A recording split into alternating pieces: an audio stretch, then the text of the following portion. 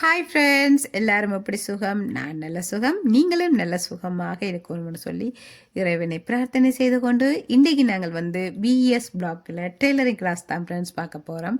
இந்த tailoring class பேசிக்லேருந்து ஒவ்வொரு பகுதியாக நாங்கள் பார்த்து கொண்டு வரோம். அந்த வகையில் இன்றைக்கு நாங்கள் பார்க்க போகிறது துண்டு தையல்.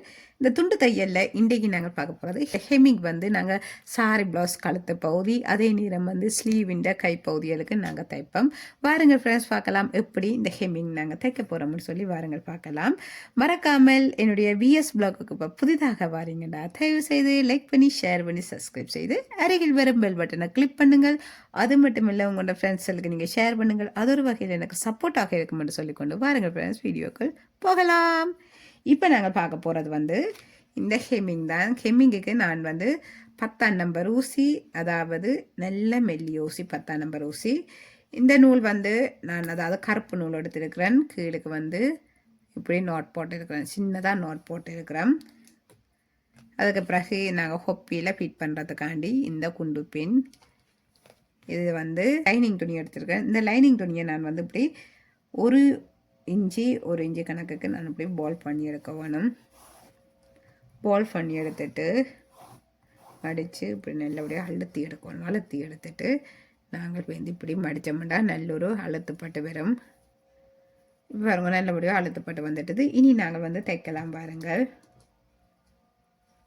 அதாவது இந்த துணிக்கு கீழேயாகத்தான் இந்த நூல் அப்படி இந்த ஊசியை குத்தி இந்த நூல் எடுக்க போகிறேன். எடுத்துட்டு இப்போ பாருங்க, இந்த நூல் போய் இதுக்குள்ளே மறைஞ்சிட்டது. இதில் நான் ஒருக்கா குத்தி எடுக்க போகிறேன். இப்படி எடுத்துட்டு நாங்கள் இதில் அதாவது மேலுக்கும் கீழுக்குமாகத்தான் இந்த தையல் போய் வரப்போகுது. இதில் நான் அதாவது கீழுக்காக நான் முதல் குத்தி பேருந்து மேலுக்காக கொண்டு போய் பேருந்து கீழுக்காக கொண்டு போகணும். அதாவது கீழுக்கு நாங்கள் ஒரு 2 நூல் எடுக்கத்தக்கனையாக எடுக்க வேணும். பிறகு நாங்கள் மேலுக்கு கொண்டு போக வேணும். அதாவது கீழுக்கு ஒரு 2 நூல் எடுத்துக்கொண்டு, அதுண்டா ஒரு டாட்ஸ் மாதிரி தான் இருக்கும். நான் இது சின்னனாகத்தான் தைக்க போகிறேன்.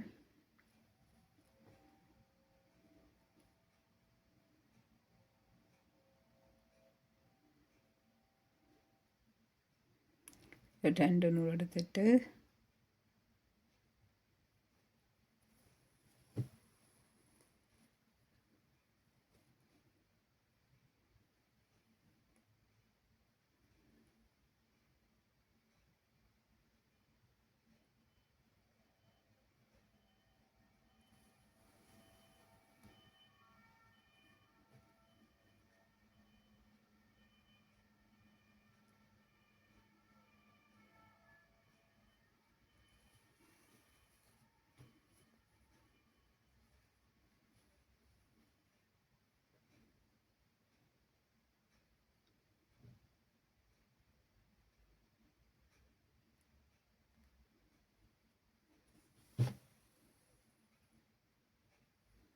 அதாவது பின்னுக்கு பார்த்தா இப்படி டாட்ஸாக இருக்கும் ஃப்ரெண்ட்ஸ். நாங்கள் இனி தொடர்ந்து தைப்போம். இப்படி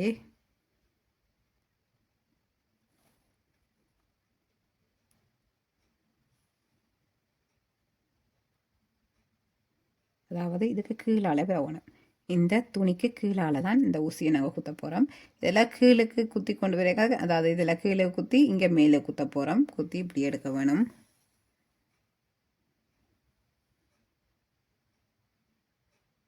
அதாவது கீழுக்கு ஒரு 2 நூல் வர மாதிரி, அதே மாதிரி இதுக்கு கீழால், அதாவது இந்த துணிக்கு கீழால் இப்படி குத்தி நாங்கள் திரும்ப முழுக்கணும்.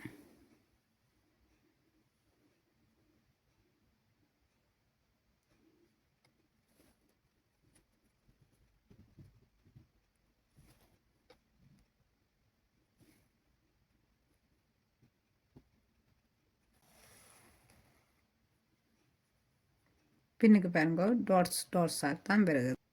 இப்போ பாருங்கள் ஃப்ரெண்ட்ஸ், இந்த கேமிங் நாங்கள் தைச்சி முடிஞ்சது. அதாவது நாங்கள் இதில் நோட் போட்டு நாங்கள் முடிக்கணும். திரும்ப நான் இதில் கீழுக்காக இந்த நூலை கொண்டு நான் இதில் நோட் போட வேணும்.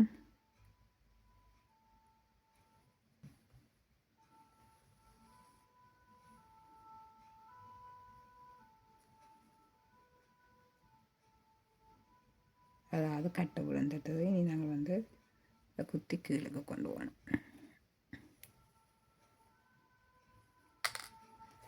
பாருங்கள் ஃப்ரெண்ட்ஸ், மிகவும் நீட்டாக நாங்கள் தைச்சு முடிஞ்சது. இனி நாங்கள் வந்து இவ்வளோத்தையே கட் பண்ணி விட முடியாது.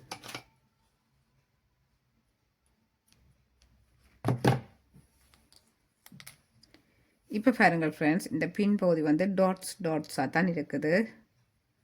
ஒரு பார்க்க தெரியும், டாட்ஸாக தான் இருக்கும். சின்னொரு டாட்ஸாக தான் இருக்கும். இப்படி தான் ஃப்ரெண்ட்ஸ் தொடர்ந்து வரும். மிகவும் நீட்டாக தைச்சிருக்கிறேன் பாருங்கள். இதே மாதிரி நீங்களும் தைச்சு பழங்கள். இது வந்து நாங்கள் எங்களோட சாரி ப்ளவுஸு கழுத்துக்கு, அதே நேரம் வந்து ஸ்லீவிൻ്റെ கைப்பகுதிக்கு நாங்கள் இதே மாதிரி தான் ஃப்ரெண்ட்ஸ் தைப்போம். நீங்களும் கட்டாயமாக இதை தைச்சு பழகுங்கள். தைச்சு பழகிட்டு எங்கள்ட காப்பியில் இதில் ஃபிட் பண்ணி விடுவோம்.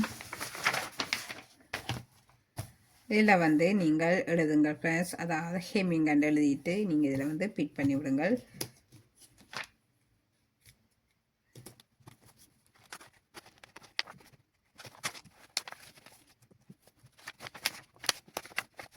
இப்படி நீங்களும் கொண்ட தையல் கோப்பியில் ஃபிட் பண்ணி வையுங்கள். இந்த துண்டுகள் வந்து எதுவுமே துளையாதபடி இருக்கும் ஃப்ரெண்ட்ஸ். ஓகே ஃப்ரெண்ட்ஸ், நாங்கள் இனி